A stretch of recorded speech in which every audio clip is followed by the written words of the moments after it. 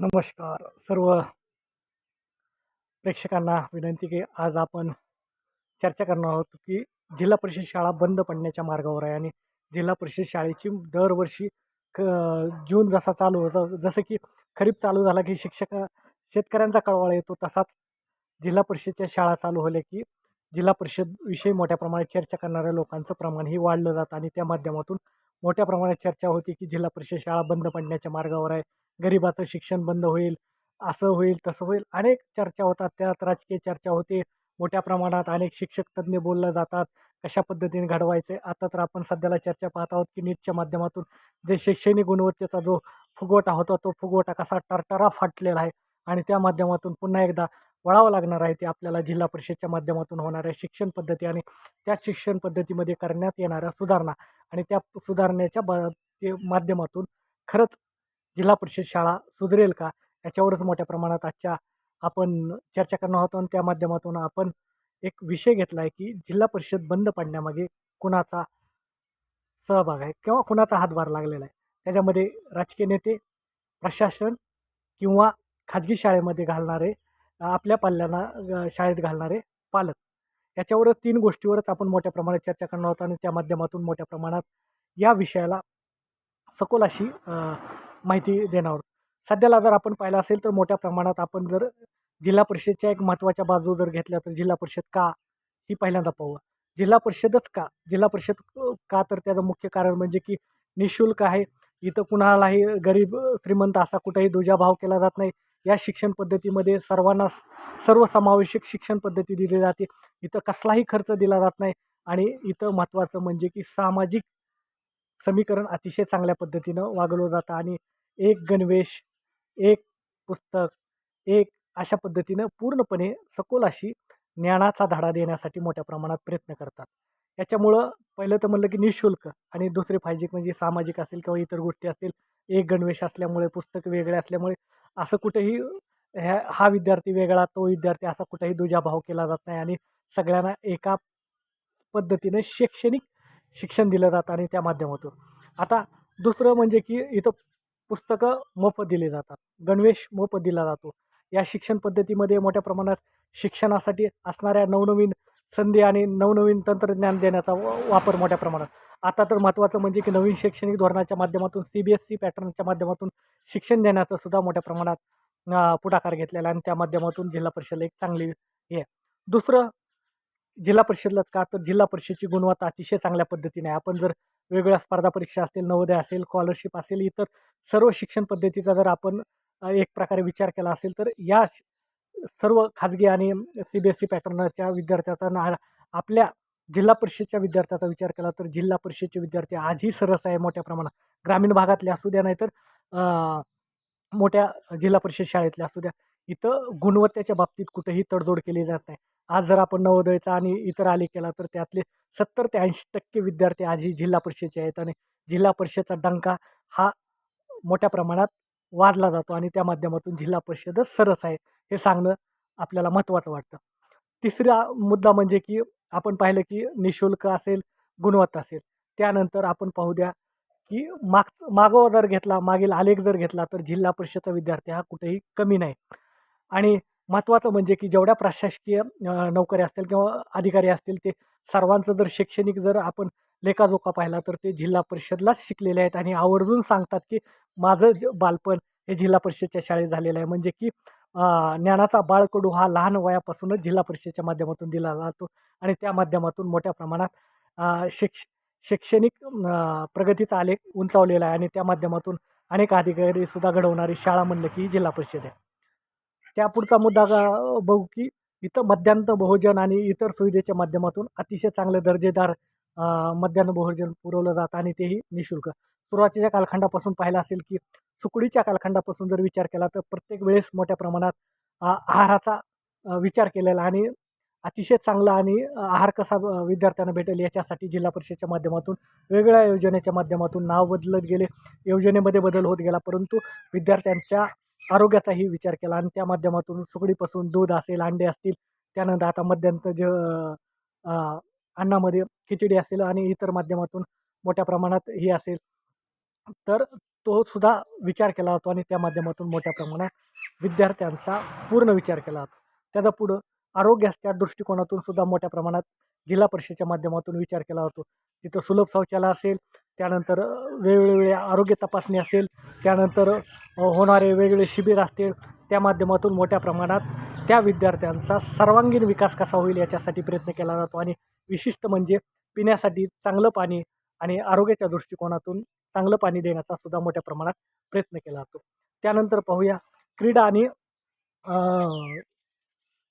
सांस्कृतिक. क्रीडा आणि सांस्कृतिकचा जर विचार केला तर मोठ्या प्रमाणात जिल्हा परिषदेचे अनेक खेळाडू आज राज्य लेवल किंवा देश पातळीवर मोठ्या प्रमाणात पुरस्कार विजेते आहेत आणि मोठ्या प्रमाणात खेळाची बीजे हे ग्रामीण भागात आजही जिल्हा परिषदेच्या माध्यमातून रुजवली जाते. ना की पुस्तकी किडा बनवला जातो. त्या विद्यार्थ्याला सर्व गुणसंपन्न कसा होईल याच्या माध्यमातून मोठ्या प्रमाणात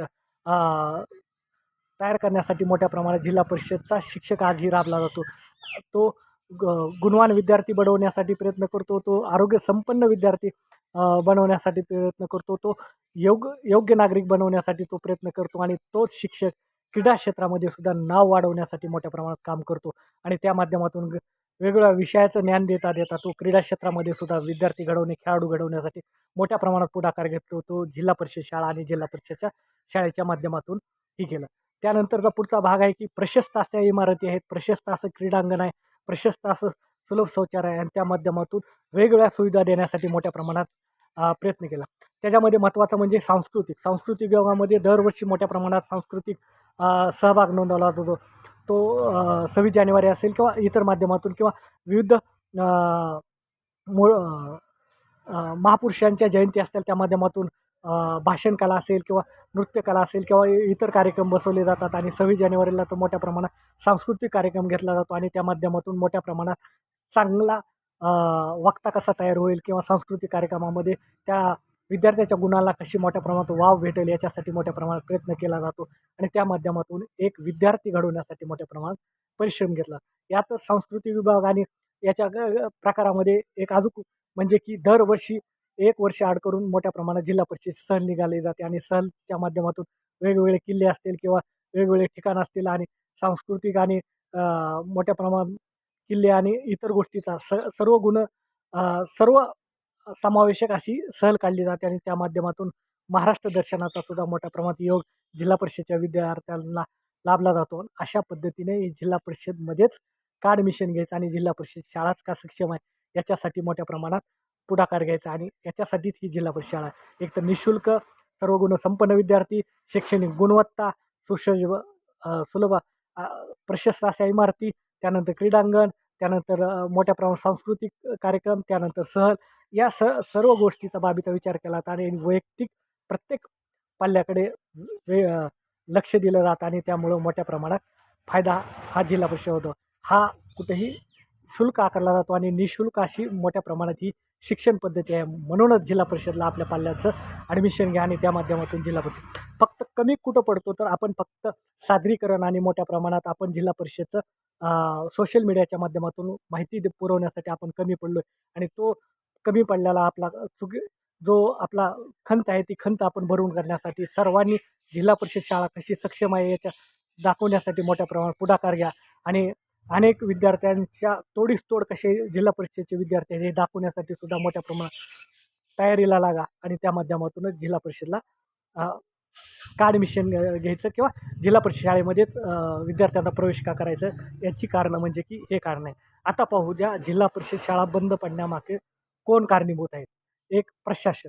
आता प्रशासन का तर मोठ्या प्रमाणात प्रशासनाने मोठ्या प्रमाणात काही चुकीच्या गोष्टी केल्या आहेत. मोठ्या प्रमाणात त्याच्यामध्ये असेल पटसंख्याचा असेल किंवा वेगवेगळे धोरणं असतील किंवा शासनाचे वेगवेगळ्या मोठ्या प्रमाणात वेगवेगळ्या गोष्टी असतील आणि त्या माध्यमातून मोठ्या प्रमाणात प्रशासनसुद्धा दबाव टाकतो. त्यातमध्येच महत्त्वाचं म्हणजे की वेगवेगळी कामं शिक्षकांना लावली जाते. निवडणूक आयोगाची कामं असतील किंवा इतर कामं असतील किंवा जनगणनेची कामं असतील किंवा अनेक कामं अतिरिक्त कामाचा बोजा मोठ्या प्रमाणात शिक्षकांवर मोठ्या प्रमाणात आहे आणि त्या बोजामुळे मोठ्या प्रमाणात प्रशासनाला कारणीभूत असणारा हा शिक्षक भरडला जातो आणि त्यामुळे मोठ्या प्रमाणात जिल्हा परिषदकडे बघायचा दृष्टिकोन प्रशासनाचा वेगळा आहे. त्यामुळे सुद्धा मोठ्या प्रमाणात प्रशासनच कसं जबाबदार हे आपल्याला या गोष्टीतून पाहायला भेटतं. दुसरं राजकीय नेते. राजकीय नेत्यामध्ये मोठ्या प्रमाणात जर आपण पाहिलं असेल तर वेगवेगळ्या राजकीय नेत्यांनी आणि वेगवेगळी योजना आणि गोष्टी याच्यामध्ये राजकीय म्हणलं तर मोठ्या प्रमाणात आपण पाहिलं असेल CBSE पॅटर्नच्या माध्यमातून वेगवेगळ्या शाळा तयार होता चाललेल्या आहेत आणि त्याच्यावर कुठलाही लक्ष नाही. मोठ्या प्रमाणात जसं की एका खिरापत वाटल्यासारखं शाळा वाटलेल्या आहेत आणि त्याच्यावर कुणाचंही प्रभुत्व नाही मोठ्या प्रमाणात आणि प्रशासनसुद्धा याला कारणीभूत आहे. कारण की त्यांच्यावर देखरेख ठेवण्याचं काम किंवा तिथं कशा प्रकारचे कामं चालले जातात याच्यावर कुठेही बारकाईनं पाहिलं जात नाही आणि अशाप्रमाणे मोकळ्या पद्धतीनं ज्या की शाळेला मान्यता नाहीत अशा शाळासुद्धा मोठ्या प्रमाणात राजरोसपणे चालल्या जातात आणि याच्यामध्ये राजकीय लोकांचं पाठबळ असल्याशिवाय मोठ्या प्रमाणात काम. दुसरं राजकीय लोकांच्याच मोठ्या प्रमाणात संस्था याच्यामध्ये आहेत आणि त्याच मोठ्या प्रमाणात जाहिरातबाजी आणि यांच्या माध्यमातून मोठ्या प्रमाणात CBSE पॅटर्नच्या नावाखाली मोठ्या प्रमाणात दिशाभूल करून अनेक ग्रामीण भागातल्या विद्यार्थ्यांची पटसंख्या त्या CBSE पॅटर्न इंग्लिश स्कूलच्या माध्यमातून वळवत आहेत आणि त्याच्यामुळं मोठ्या प्रमाणात नुकसान हे जिल्हा परिषदचं होत आहे. प्रशासन कसं कारणीभूत आहे ते प्रशासन मान्यता देते किंवा बिगर मान्यतेसुद्धा संस्था चालवते आणि याच्यामध्ये मोठ्या प्रमाणात शिक्षकांना वेगवेगळ्या कामांचा बोजा वाढवला जातो आणि महत्त्वाचं म्हणजे की याच्यामध्ये शिक्षकांना एका विशिष्ट ज्ञानदानाचं पवित्र काम सोडून इतरही कामं मोठ्या प्रमाणात लाभले जातात. त्यामुळं मोठ्या प्रमाणात आणि महत्त्वाचं म्हणजे प्रशासनामार्फत दरवर्षी 2-3 दिवसानंतर नवनवीन अहवाल मागवले जातात. वरून काही अधिसूचना आली की लगेच अहवाल मागवला जातात आणि ऑनलाईन या माध्यमातून मोठ्या प्रमाणात ते काम करण्यासाठी हे केला जातो. त्यामुळं एक शिक्षक सतत दौऱ्यावरच असतो. मोठ्या प्रमाणात प्रशासकीय कामासाठीच असतो आणि त्याचं लक्ष ह्या विद्यार्थ्याकडे आणि शिक्षणाकडे मोठ्या प्रमाणात कमी होतं आणि त्याच्यामुळं मोठ्या प्रमाणात नुकसान आजच्या घडीला तर सुद्धा हे होतं. ती पटसंख्याचं तर आहेच, आपोआप कमी होतात मोठ्या प्रमाणात. त्याच्यामध्येही राजकारण चाललं जातं. अनेक लोकांच्या अचानक बदल्या होतात आणि मोठ्या प्रमाणात ज्ञानदान करणाऱ्या शिक्षकांचं सुद्धा मोठ्या प्रमाणात राजकारणाच्या माध्यमातून बळी झाला होतो. आता तिसरा मुद्दा की जे पालक मोठ्या प्रमाणात आपल्या विद्यार्थ्यांना इंग्लिश स्कूल किंवा CBSE पॅटर्नला टाकणारे लोक कारणीभूत आहेत का? हो, ते सुद्धा कारणीभूत आहेत. आपण सगळ्या गोष्टी ऐकतो मोठ्या प्रमाणात सांगतो आणि मोठ्या प्रमाणात त्याचा उहापोह करतो आणि चर्चा करताना चौकामध्ये मोठ्या प्रमाणात कारणं सांगतो. परंतु महत्त्वाचं म्हणजे की आपण जर चांगल्या गोष्टीचं मोठ्या प्रमाणात जाहिरातबाजी नाही केली तरी चालते, परंतु चांगल्या गोष्टीला वाईट तरी म्हणू नका. अनेक आजही पालक मोठ्या प्रमाणात ग्रामीण भागात किंवा चौकात मोठ्या प्रमाणात चर्चा करतात की जिल्हा परिषदेची शाळा अशी आहे, जिल्हा परिषदेची शाळा तशी आहे, या विद्यार्थ्याला असं येत नाही, या विद्यार्थ्याला तसं येत नाही, हा शिक्षक अशाच पद्धतीने करतो. आपण त्या शिक्षकाची पाठराखणी करणार नाही, परंतु काही शिक्षक मोठ्या प्रमाणात करत असेल चुकीचे कामं, परंतु त्यांना जाऊन जॉब विचारणे हे पालकाचं काम आहे, ना की ते मोठ्या प्रमाणात चौकामध्ये चर्चा करण्याचं काम आहे. एखाद्या गोष्टीमुळे मोठ्या प्रमाणात बदनाम ही जिल्हा परिषद आपणच केलेली आहे. अनेक वेळा मोठ्या प्रमाणात एखाद्या शिक्षकानं पाल्याला जर रागावलं किंवा काही केलं तर ती भांडणाऱ्याची संख्यासुद्धा पालकाचीच आहे. त्याचप्रमाणे चांगलं काम केलं तर त्याची मोठ्या प्रमाणात शाबासकी देण्यासाठी कुठलाही पालक आज जिल्हा परिषदेच्या शाळेच्या शिक्षकाकडे जात नाही. परंतु हे करणंसुद्धा गरजेचं आहे आणि आपणसुद्धा ते बदल करणं गरजेचं आहे. आजही पालक मोठ्या प्रमाणात पहिल्यापासून किंवा नर्सरीपासून LKG UKGपासून मोठ्या प्रमाणात आजही आपल्या पाल्यावर खर्च करत आहेत. तोच खर्च जर 7वी 8वीपर्यंत जर वाचवला, 7वीपर्यंत जिल्हा परिषदचं पाठवलं तर एका विद्यार्थ्यामागं नाही ते 8 ते 9 लाख रुपये एखाद्या पालकाचे वाचले जातील आणि ते 8 ते 9 लाख जर त्याच्या खात्यावर टाकले तर त्याच्या उच्च शिक्षणासाठी तेच पैसे कामाला येतील. हे फक्त आपण चर्चा करतो, परंतु त्याचं अनुकरण करत नाही. आजही जिल्हा परिषदेचे शिक्षक अतिशय चांगल्या पद्धतीनं मोठ्या प्रमाणात अतिशय ज्ञानदानाचं चांगलं काम करत आहेत. अनेक तरुण शिक्षक मोठ्या प्रमाणात जिल्हा परिषदेला आलेले त्याच्या शिक्षकांमार्फत नवनवीन कल्पनेच्या माध्यमातून मोठ्या प्रमाणात आपल्या शैक्षणिक सुधारणा घडवून आणत आहेत आणि त्या माध्यमातून नवनवीन कल्पनाच्या माध्यमातून वेगवेगळ्या शिक्षण पद्धती देत आहेत आणि जास्तीत जास्त विद्यार्थी कसा घडवला जाईल, ज्ञानाचा भंडार कसा खोलला जाईल आणि सर्वसामान्याचा आणि गरीबातला गरीब विद्यार्थीसुद्धा जिल्हा परिषदेला कशा प्रकारे चांगल्या पद्धतीने शिकेल याच्यासाठी पुढाकार घेणारा आजही शिक्षक आहेत. त्यामुळं त्या शिक्षकाचं कौतुक करणंसुद्धा आपलं काम आहे आणि त्या माध्यमातून आपणसुद्धा त्या शिक्षकांचं मोठ्या प्रमाणात कौतुक करणे सोशल मीडियाच्या माध्यमातून असेल किंवा प्रत्यक्षात जाऊन असेल किंवा त्यांनी बोलवलेल्या प्रत्येक हाकेला आपण जाणं गरजेचं आहे आणि प्रत्येक वेळेस जिल्हा परिषदमध्ये जाऊन आपण तिथली बारीक परीक्षण करणं गरजेचं आहे आणि आपला काही विद्यार्थी जर चांगलं घडत असेल किंवा जिल्हा परिषद विद्यार्थ्याने नाव कमवलं असेल तर त्याचंसुद्धा मोठ्या प्रमाणात चर्चा करा, चौकात चर्चा करा, गावात चर्चा करा आणि अशा पद्धतीनं आमच्या जिल्हा परिषदला आमची म्हणा, आपली शाळा म्हणा, आमची शाळा म्हणा आणि गावाचा अभिमान म्हणा, हीच आपली बँक आहे. आणि बँक म्हणजे की हे विद्यार्थी घडवलेले भविष्यात नोकरदार होणार आणि तो पैसा आपल्या गावात येणार आहे. तो आलेला पैसा आपला हे मोठ्या प्रमाणात भागभांडवल आहे आणि या भागभांडवलाचं सोनं करण्यासाठी आपणही आपल्या पल्ल्याला जिल्हा परिषदला पाठवा, जिल्हा परिषदेच्या शाळेत घाला. निश्चितपणे तुम्हाला काय वाटतं की कोण आहे ह्याला जिल्हा परिषद शाळा बंद करण्यामागं कोण कारणीभूत आहे? प्रशासन, राजकीय का आपला पाल्य CBSE पॅटर्नमध्ये घालणारा पालक? आपणच विचार करा आणि जे काही गोष्टी घडल्या असतील त्याच्यावर सुधारणा घडवा आणि आपला जिल्हा परिषदची शाळा पुन्हा एकदा नावारूपाला येऊ द्या. त्याचा डंका जगभर पोहोचू द्या, हीच विनंती. कारण की आजही अनेक शाळांचा डंका जगभर पोहोचलेला आहे. अनेक शाळांची दखल इतर देशांनी सुद्धा घेतलेलं आहे. तिथल्या भाषा शिकवण्यासाठी मोठ्या प्रमाणात शाळांची निवड केलेली आहे. फक्त शाळाच रंगरंगोटी करू नका, तर तिथलं वातावरणही रंगरंगोटी करा. तिथलं ज्ञानदानाचे पवित्र काम ही चांगल्या पद्धतीने करा, हीच आपल्याला विनंती. आमच्या चॅनलवर नवीन असाल तर सबस्क्राईब करा, लाईक करा, कमेंटच्या माध्यमातून तुमच्या काय सूचना असतील तर निश्चितपणे ते पण कळवा आणि आमच्या आजच्या भागाबद्दल काय वाटतं हे कमेंटच्या माध्यमातून कळवा. धन्यवाद. मी काही एक शिक्षण तज्ज्ञ नाही, परंतु ज्या गोष्टी मला जाणवल्या, ज्या गोष्टी वाटल्या, ज्या गोष्टी समजल्या त्या मी स्पष्टीकरण देण्याचा प्रयत्न केला. इथं कुणाचंही मन दुखवण्याचा माझा हेतू नाही किंवा कुणालाही नाव ठेवण्याचा हेतू नाही. फक्त तुझं आहे तुझं पाशी परी जागा चुकलाशी या उक्तीप्रमाणे आपण जिथं चुकतोय तिथं थोडीशी चूक सुधारणे हे आपलं काम आहे. कारण की आपण जर आता पाहिलं असेल तर नीट आणि इतर गोष्टीच्या पैशाचा कशा प्रकारे बाजारीकरण झालेलं आहे. या बाजारीकरणामध्ये आपले मुलं विकले जाऊ नये या गोष्टीसाठी म्हणतो की पैशात त्याचं मोल होऊ नये, त्याचं मोल ज्ञानात व्हावं, हीच आपली विनंती.